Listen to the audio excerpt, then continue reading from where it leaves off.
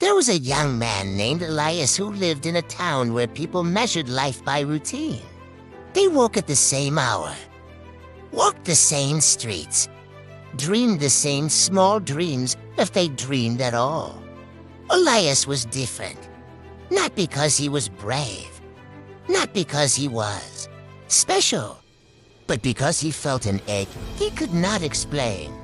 Every night, after the town fell silent, Elias sat by his window and listened to the wind. It sounded like it was calling him softly, patiently, like it had all the time in the world. He had a steady job at the town's oldest bookshop. Dusty shelves, faded pages, forgotten wisdom. People assumed he was content, but Elias knew something was missing. There were no signs, no guides, only a voice that said, "You are not lost. You are just early." He woke up shaking. The dream returned. Again and again. Always the same message. Weeks later, an old woman walked into the bookshop. Her back was bent with years. "You've read every book in this shop," she said calmly. Elias was startled. "You're searching for something no book here can give you." Before he could respond, she placed a small, blank notebook on the counter. That night, Elias made a decision that terrified him.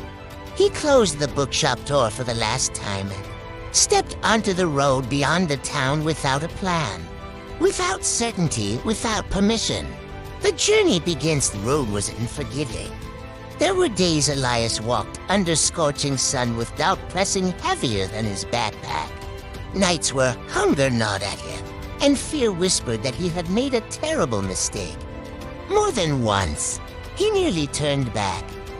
But every time he did, something stopped him.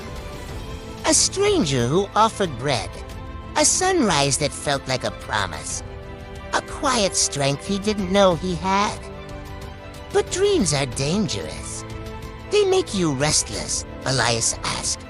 "Do you regret staying?" The merchant looked away. Every single day, that night, Elias wrote his first words in the notebook. Regret is heavier than fear. Far into his journey, Elias crossed a vast desert. The emptiness stripped him bare. There were no distractions, no voices, only silence and himself.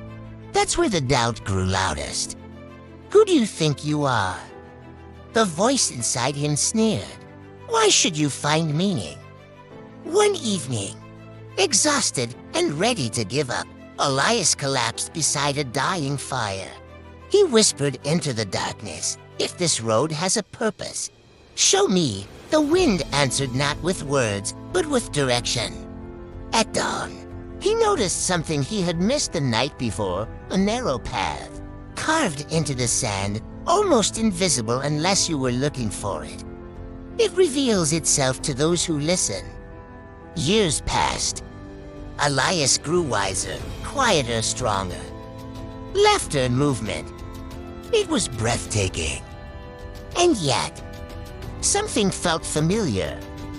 Suddenly, it struck him. This valley looked exactly like the one near his hometown. Sitting beneath a tree, Elias opened the notebook one last time and finally understood what the old woman meant. The treasure was never at the end of the road. The treasure was the man who had walked it. Elias reopened the bookshop. Elias would smile and say, "It led me back to myself." If you feel restless, it's not because you're broken. It's because your journey is calling and it's tired of waiting.